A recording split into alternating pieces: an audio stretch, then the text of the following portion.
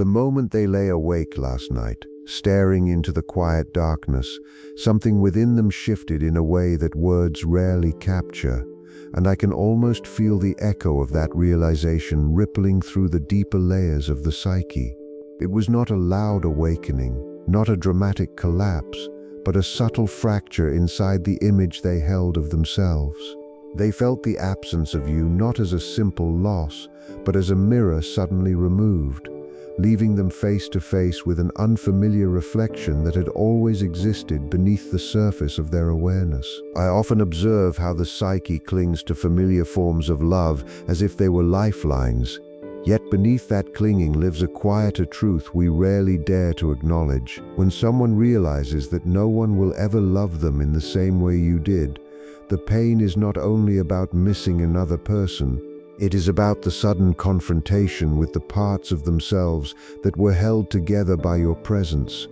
Your love once acted like a container, holding their contradictions, softening their edges, and giving shape to feelings they did not yet understand within themselves. What unfolds in such moments is not merely heartbreak, but an encounter with the shadow that had been carefully hidden behind the comfort of connection. In your presence, they may have ignored their own insecurities, their silent fears, their unspoken doubts.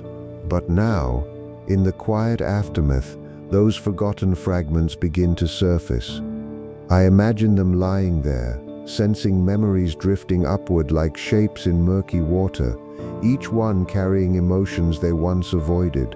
This is where the psyche begins its deeper work, not through denial, but through recognition of what has always lived in the unseen corners. There is a peculiar tension that arises when love disappears, because love often serves as a bridge between who we are and who we hope to become.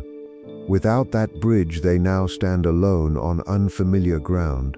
The archetype of the beloved once gave their life a sense of direction, a narrative that felt meaningful and anchored. Now that archetype dissolves, leaving behind questions that demand attention. Who am I without the reflection of that love? What parts of me were genuine, and what parts were shaped by the desire to be seen through another's eyes? I have learned that when such realizations strike in the night, they rarely announce themselves as wisdom. Instead, they appear as discomfort, restlessness, and an uneasy stirring beneath the surface of consciousness. They may feel regret, replay conversations, or imagine alternate paths that might have preserved what was lost. Yet beneath these thoughts, something deeper is unfolding. The unconscious is reorganizing itself, reshaping the narrative of identity, forcing them to examine the roles they once played and the masks they wore without fully understanding their purpose. There is also a silent grief that emerges when they recognize that your love revealed parts of them they had never seen before. You may have mirrored their strengths, encouraged their growth, or witnessed their vulnerabilities without judgment. In doing so, you awakened aspects of their identity that had been dormant for years. Now, without your presence, they feel as if those parts might fade into the background again. But the psyche does not forget what has been illuminated. Once awareness touches a hidden fragment, it leaves an imprint that cannot easily be erased. In the stillness of that realization, they may begin to notice an inner dialogue that feels unfamiliar, almost foreign. One voice whispers blame, asking why things ended, why they were not enough, why love could not remain. Another voice, quieter but more persistent, asks deeper questions about their own patterns. Did they hide their fears behind affection? Did they rely on your presence to avoid confronting their own loneliness?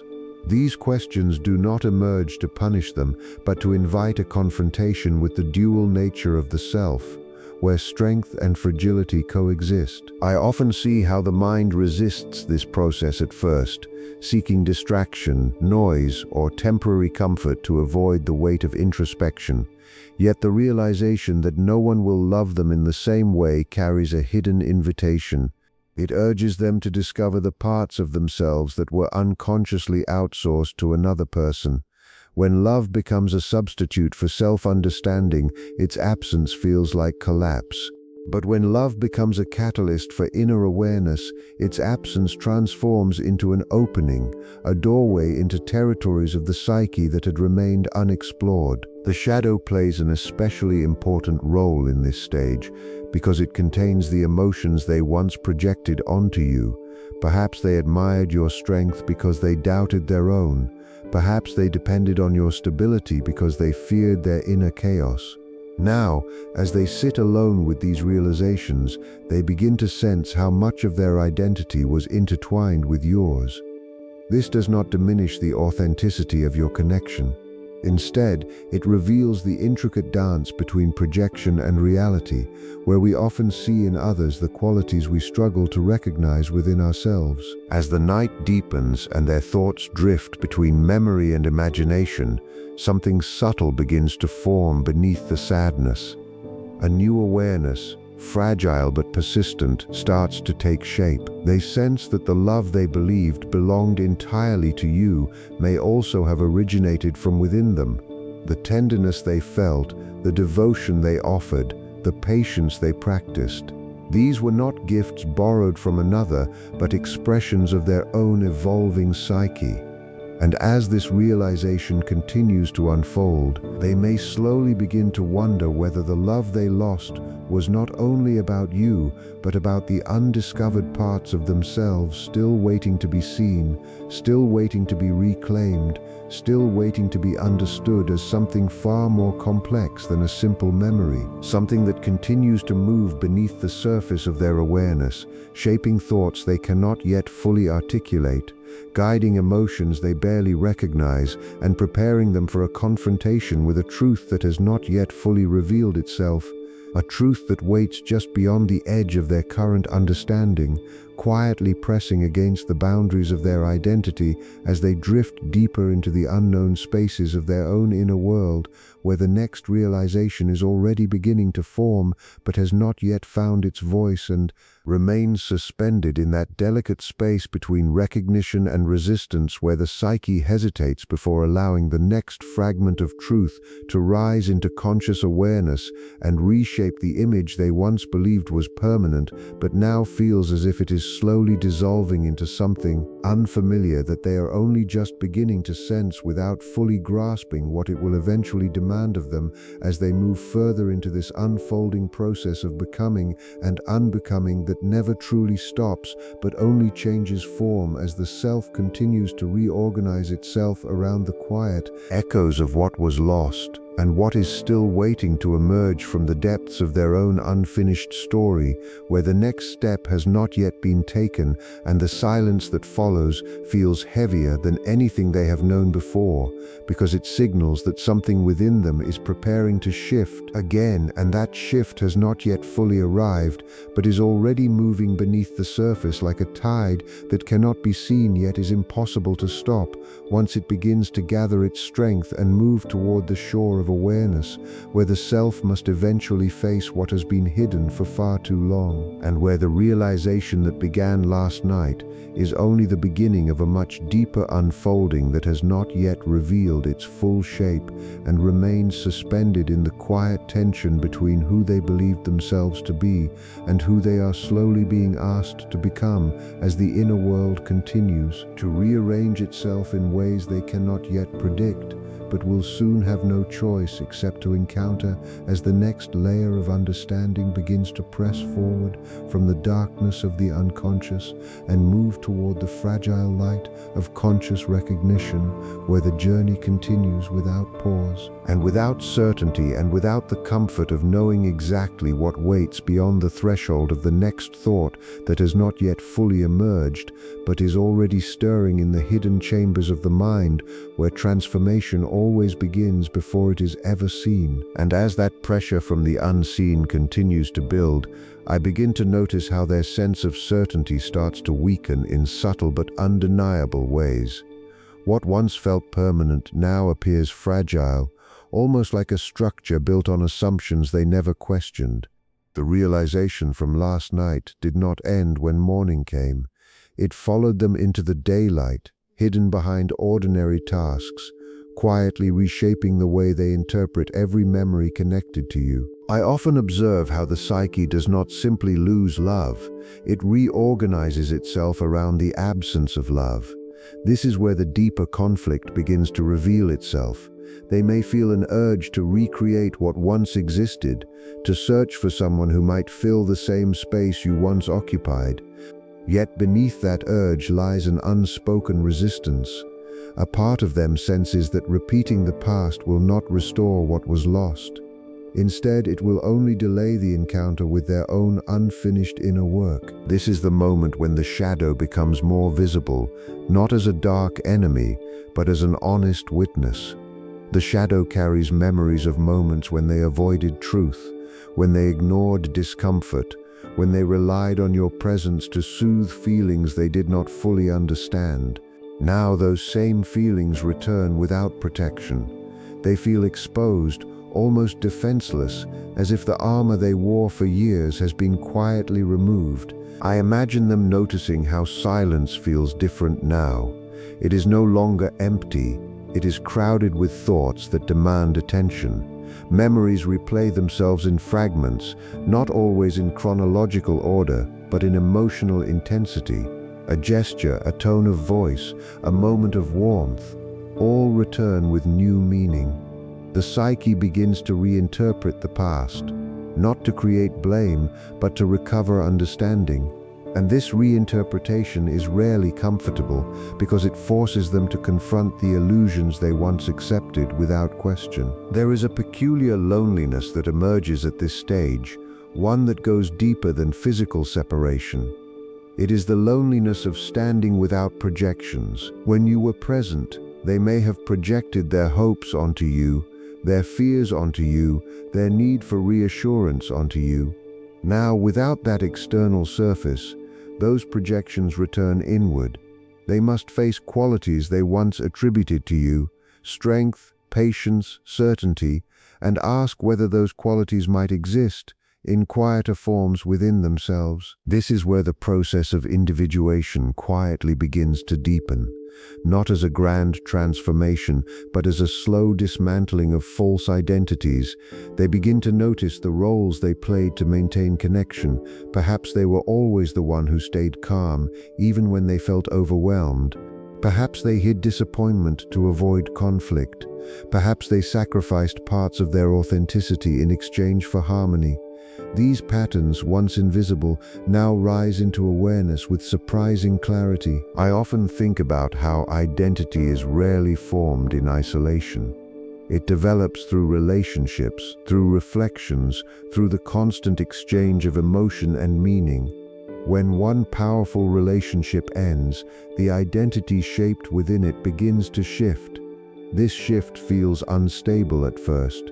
They may feel uncertain about who they are without the familiar dynamic that once defined them. Even small decisions begin to feel heavier, as if they are no longer guided by shared expectations. Within this uncertainty, another tension begins to surface, the tension between nostalgia and truth. Nostalgia invites them to idealize the past, to remember only the warmth, the laughter, the closeness. Truth, however, insists on balance. It brings forward moments of misunderstanding, silence, hesitation. It reveals the imperfections that were once softened by affection. This dual awareness creates discomfort, but it also creates depth. It allows the psyche to move beyond fantasy and towards genuine understanding. There is also an emerging awareness of how much of their love was shaped by unconscious needs. Not all love begins as conscious choice. Sometimes it emerges from longing, from unmet emotional patterns formed long before the relationship began. They may start to notice similarities between their connection with you and earlier experiences in their life. Familiar emotional patterns, repeated without awareness, begin to form a recognizable structure, and once that structure becomes visible, it becomes impossible to ignore. At times they may feel anger, not always directed outward, but inward. Anger at themselves for what they overlooked, what they tolerated, what they failed to express. This anger is not destructive when acknowledged honestly. It becomes a form of energy, a signal that boundaries once blurred must now be redefined. The psyche uses anger as a tool for separation, helping them reclaim parts of themselves that were unconsciously surrendered. As this process continues, dreams may begin to carry unusual intensity. Images from the unconscious rise with symbolic force. They may dream of lost houses, unfamiliar roads, or shifting landscapes. These are not random occurrences. They represent the inner restructuring taking place beneath conscious awareness. The psyche communicates through symbols when words are not enough, and if they pay attention, they may begin to recognize patterns within these images, patterns that reflect their own internal transformation. I notice how, during this stage, the fear of being unloved in the future begins to surface. The realization that no one will love them in the same way you did can feel like a final judgment, as if the past defined the limits of what is possible. Yet this fear is not a prediction. It is a reflection of their current uncertainty. They confuse uniqueness with finality, forgetting that every connection in life carries its own distinct form of meaning. The deeper truth slowly emerges when they begin to separate love from dependency. Love, when understood more consciously, does not erase individuality. It strengthens it, but dependency often disguises itself as devotion, making separation feel catastrophic rather than transformative. As they examine their past more honestly, they begin to distinguish moments of genuine connection from moments driven by fear of abandonment. There is a quiet strength that begins to form during this phase, though it is not immediately visible. It develops in small choices, choosing honesty over avoidance, reflection over distraction, patience over impulsive action. These choices reshape the structure of the psyche in subtle ways. They create new pathways of awareness, new possibilities for understanding emotions that once felt overwhelming. And still, beneath all of this movement, there remains an unresolved tension that continues to pull at their awareness. A lingering question begins to form, one that feels heavier than regret and deeper than longing. It is not simply about losing you. It is about recognizing how much of their own inner world remains unfamiliar to them, and as this recognition settles into consciousness, they begin to sense that the realization from last night was not about love alone, but about the fragile illusion of certainty they once carried, an illusion that is now beginning to fracture further as new memories rise, new insights form, and the next layer of their inner reality slowly starts to reveal itself in ways that feel both unsettling and strangely necessary, as if the psyche itself is guiding them toward a confrontation they have postponed for far too long, one that will require them to face not only what was lost between you, but what has been hidden within themselves all along, waiting patiently for the moment when avoidance is no longer possible and awareness becomes the only path forward into the unknown terrain that now stretches before them, silent yet unmistakably present. And in that silent terrain, where familiar certainties have already begun to crumble, I start to sense how their attention slowly shifts from the outer world back toward the inner one, as if something within is calling them inward with a quiet insistence that cannot be ignored. The memory of you still lingers, but its role begins to change. It is no longer just a symbol of loss.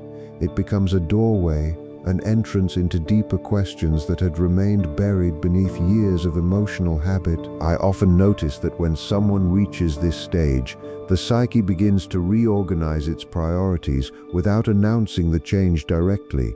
What once felt urgent, distractions, social noise, constant movement, now feels strangely hollow. They may attempt to return to familiar routines, but the routines themselves no longer carry the same emotional weight. Something inside has been disturbed, and once disturbed, the unconscious does not simply return to sleep. They begin to notice patterns in their own behavior that once passed unnoticed. Small reactions, subtle anxieties, fleeting moments of defensiveness, all begin to reveal themselves as fragments of a larger internal structure. I imagine them reflecting on moments when they avoided vulnerability, when they chose silence instead of truth, when they allowed fear to shape their responses without fully realizing its influence. These realizations do not appear all at once. They arrive slowly, like distant lights appearing one by one across a dark horizon. There is also a new sensitivity to memory that emerges at this stage. Certain moments with you begin to resurface, not as romantic recollections, but as symbolic experiences carrying hidden meaning. They may remember a time when they felt misunderstood, yet said nothing, or a moment when they sensed distance growing between you, yet pretended everything was stable. These memories begin to function as signals, pointing toward emotional patterns that were once ignored. The shadow continues to move closer into awareness, revealing traits they once denied within themselves. Perhaps they see how fear of abandonment shaped their decisions. Perhaps they recognize a tendency to control situations in order to feel safe. Or perhaps they uncover resentment they never allowed themselves to acknowledge. The shadow does not accuse, it reveals. And in revealing, it forces the psyche to expand beyond its former boundaries. I find that this stage often carries a subtle exhaustion, not physical, but psychological. It is the fatigue that comes from confronting contradictions that once remained hidden. They begin to see how they wanted independence yet feared solitude. They desired honesty yet avoided confrontation. They longed for authenticity yet relied on approval. These contradictions create tension, but they also create movement. Without tension, transformation rarely occurs. As they continue to reflect, a new awareness of identity begins to emerge. Not the identity shaped by external roles, but the identity formed by inner recognition. They may start to question long-held beliefs about who they thought they were. Were they truly as patient as they believed, or were they simply afraid of conflict? Were they genuinely generous, or were they seeking validation through giving? These questions do not diminish their worth. Instead, they refine their understanding of self. There is a moment, often quiet and almost unnoticeable, when they begin to sense the difference between being loved and feeling worthy of love.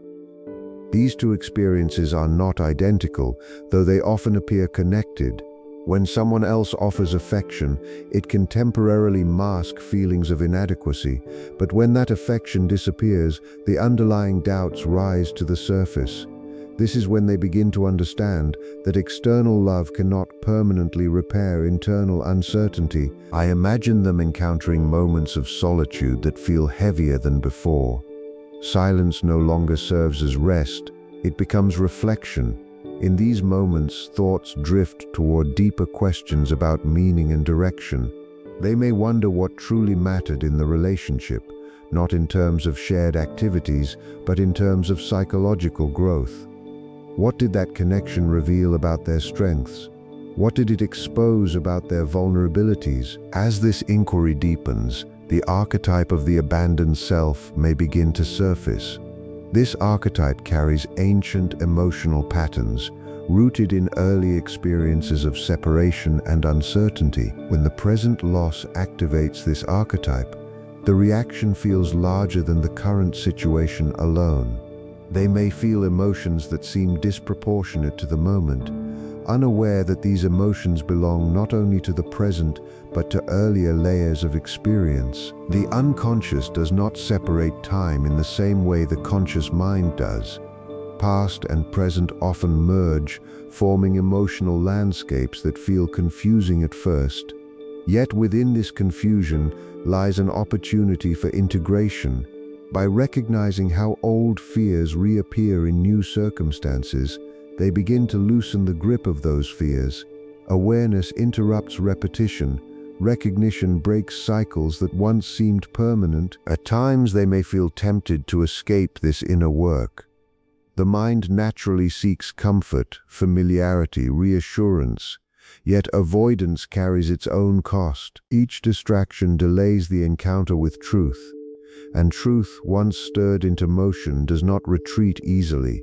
It waits patiently, returning in moments of quiet, returning in dreams, returning in sudden flashes of insight that cannot be ignored. I often reflect on how transformation rarely feels heroic in the moment it occurs.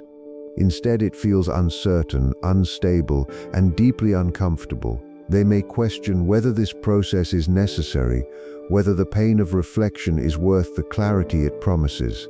But beneath their doubt, a deeper instinct continues to guide them forward. This instinct does not rely on logic alone. It arises from the deeper layers of the psyche, where growth unfolds beyond conscious intention. There is also a gradual shift in how they perceive you. At first, you may have appeared as the center of their emotional world. But as awareness expands, they begin to see you as a participant in a larger psychological pattern. Not an enemy, not a savior, but a mirror that reflected both light and shadow. This shift reduces blame and increases understanding. It allows them to reclaim responsibility for their own development. And still, beneath all this unfolding awareness, a quiet fear remains, one that has not yet fully revealed its shape. It is the fear of discovering who they truly are without the influence of familiar attachments. This fear feels vast, almost overwhelming, because identity built through relationship now faces the challenge of standing alone. The question begins to form with increasing intensity.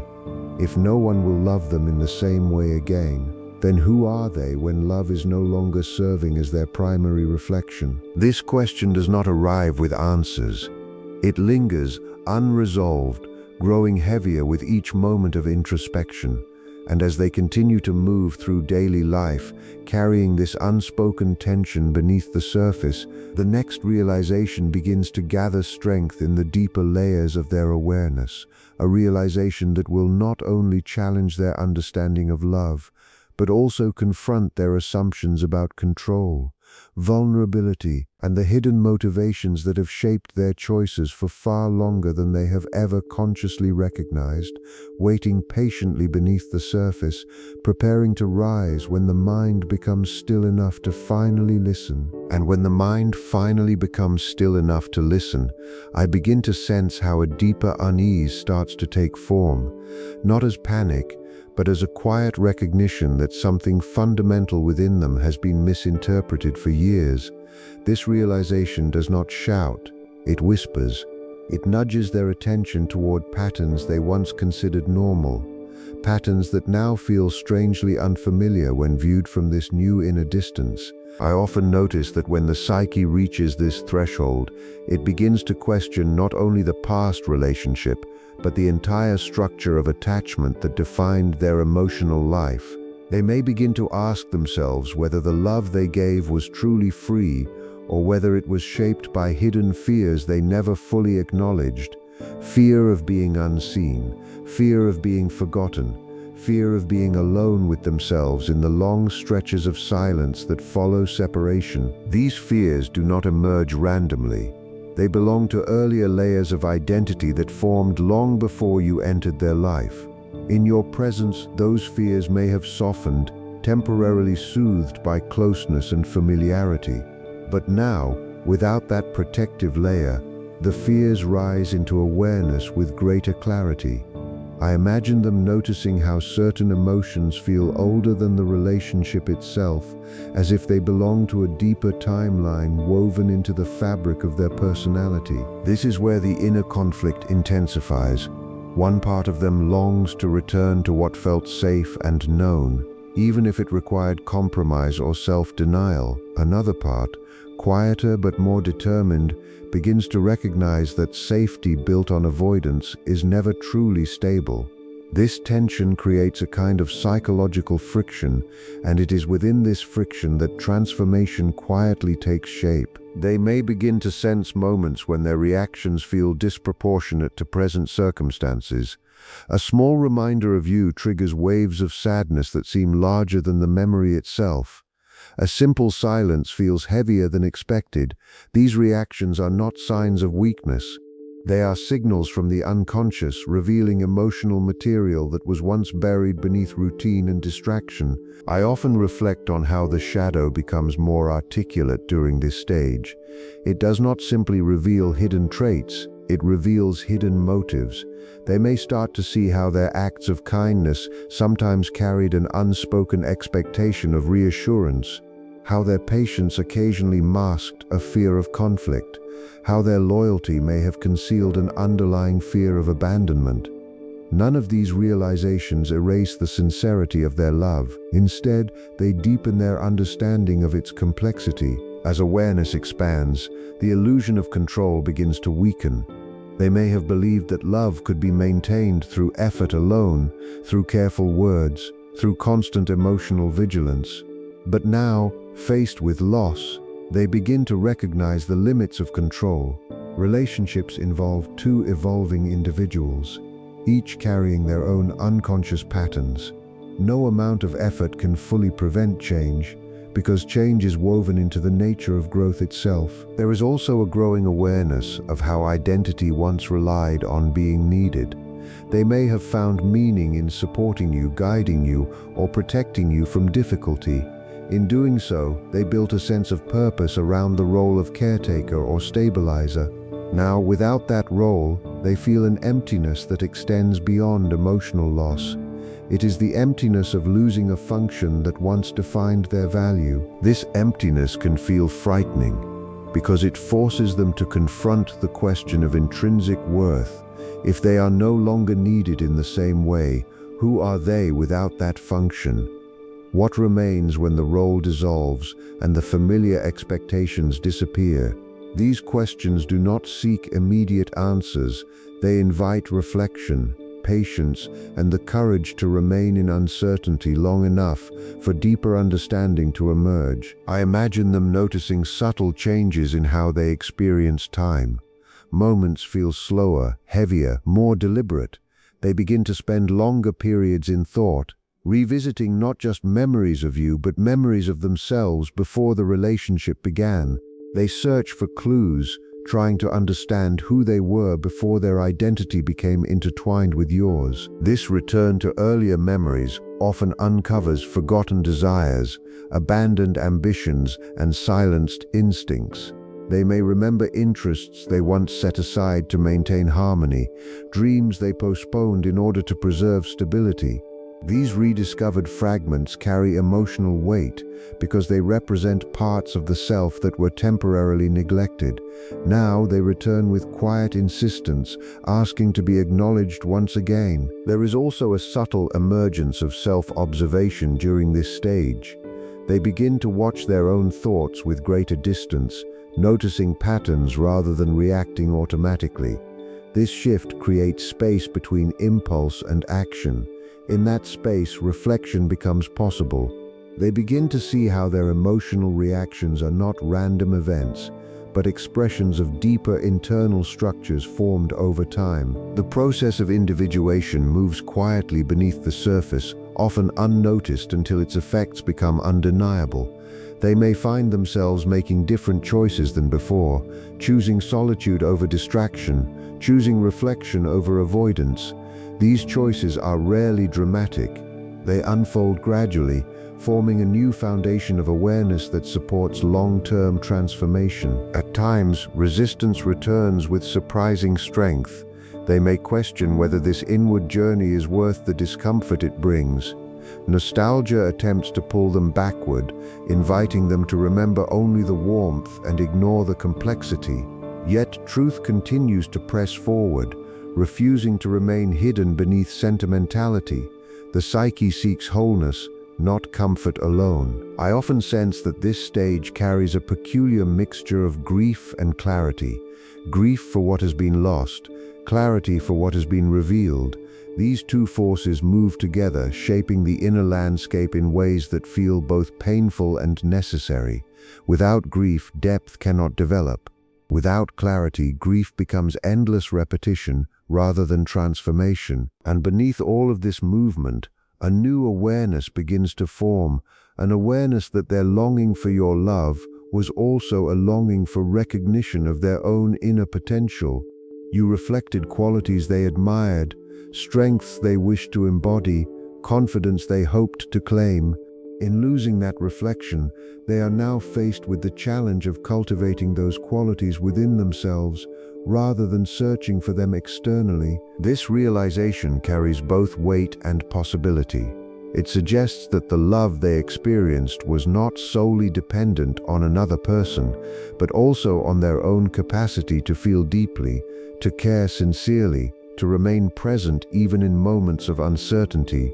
These capacities remain within them, even now, even in absence. Yet despite this growing insight, a deeper layer of uncertainty still waits beneath the surface. A question begins to rise again, more defined than before, pressing against the edges of their awareness. It is not simply about whether they will be loved again, or whether they will love someone new. It is about whether they can learn to face themselves without distraction, without projection, without the comforting illusion that identity is something given by others, rather than something shaped from within. And as this question continues to gather force in the quiet spaces between thought and memory, they begin to sense that the next stage of their inner journey will require a confrontation not only with loss, but with the parts of themselves they have spent years avoiding, parts that now wait just beyond the boundary of conscious recognition, preparing to emerge when the final resistance begins to loosen and the deeper truth moves closer to the surface.